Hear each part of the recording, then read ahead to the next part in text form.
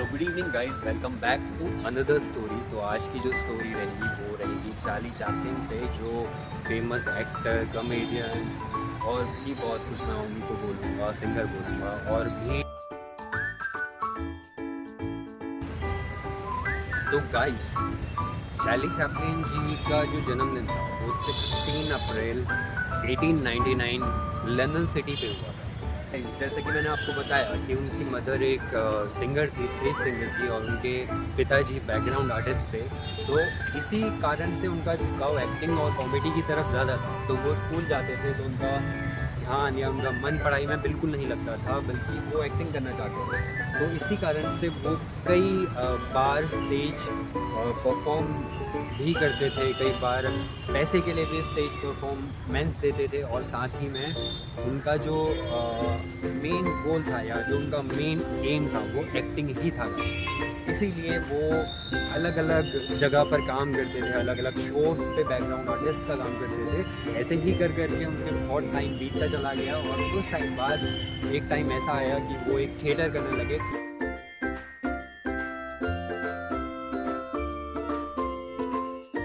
और ऐसे ही करते करते उनके जीवन की शुरुआत उनके 5 साल की उम्र पे ही हो गई। तो उसी टाइम पे चार्ली चैपलिन ने एक बार ठान ली थी कि वो अपने दुख, अपनी परेशानी, अपनी गरीबी को ही अपनी ताकत बना लेंगे, और इन्हीं सब चीज़ों को दिखाकर अपनी कॉमेडी को और अच्छा करेंगे।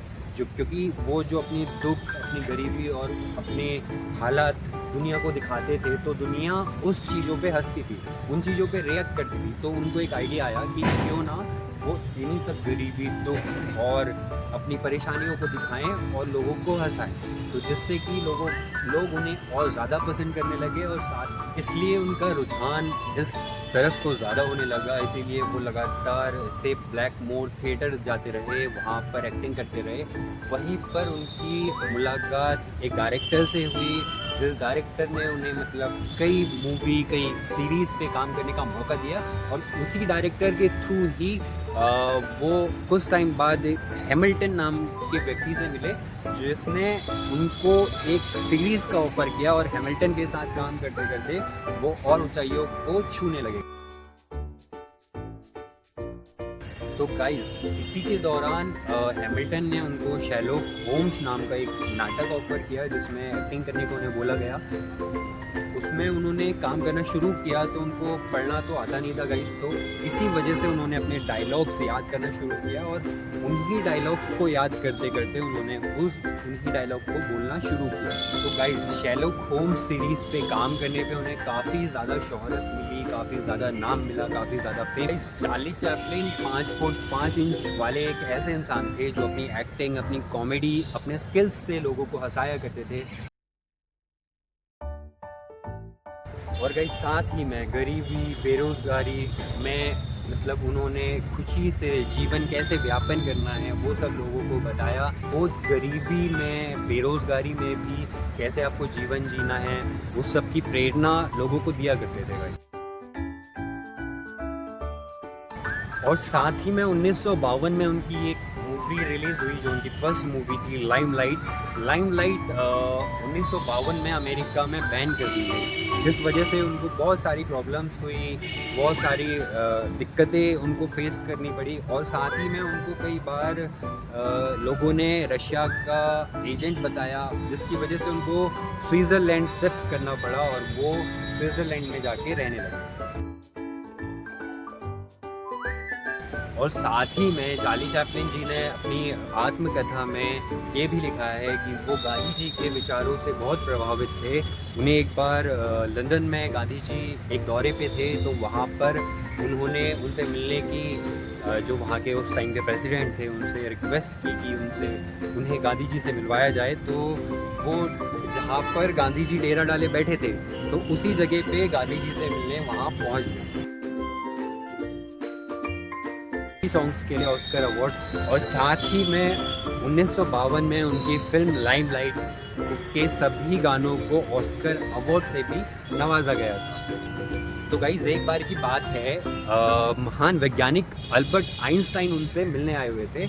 तो उन्होंने उनसे बोला कि चार्ली चैपलिन जी, मैं आपका बहुत बड़ा फ़ैन हूँ, मैं आपका बहुत डायहार्ड फ़ैन हूँ।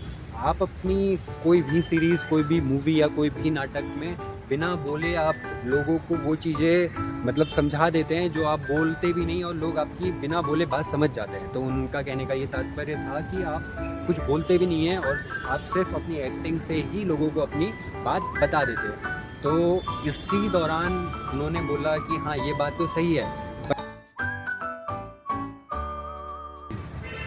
चार्ली चैपलिन जी ने बोला कि हाँ, ये बात सच है कि मैं लोगों को कुछ नहीं बोलता हूँ, फिर भी लोग मेरी बातें समझ जाते हैं। लेकिन हैरानी की बात ये है कि आप जो थ्योरी अपना लोगों को बताते हैं या लोगों को समझाते हैं, तो लोग जो होते हैं वो आपकी थ्योरी बिना समझे ही मतलब आपकी तारीफ़ करते हैं या आपकी बातों पे रिएक्ट करते हैं। 25 दिसंबर 1977 पे चार्ली चैपलिन जी की मृत्यु हो गई। बट उनका जो भी जीवन था वो तो सब अच्छे से बीता। बट उनकी मृत्यु के बाद कुछ चोरों ने, बुल्गारिया के कोई 2 मैकेनिक थे, कार मैकेनिक थे, जिन्होंने उनकी बॉडी उनकी कब्र से चुरा ली और कुछ 2 या 4 हफ्ते बाद ही उनको गिरफ्तार कर लिया गया।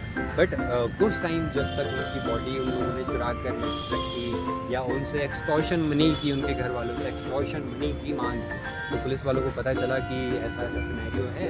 तो 2 हफ्ते बाद, करीबन 2 हफ्ते बाद उन लोगों को गिरफ्तार किया गया और उनकी जो बॉडी थी वही कब्र पे वापस से दफनाई गई। तो guys, moral of the story मैं आपको बस आप सभी को एक चीज़ बताना चाहता हूँ कि हम सभी को ना कितनी भी प्रॉब्लम्स आ जाए, हम सभी को कितनी भी परेशानी आ जाए, हमें उठकर खड़ा होना है और हंसते रहना है और हर मुश्किल का डट कर सामना करना है। जय हिंद गाइस।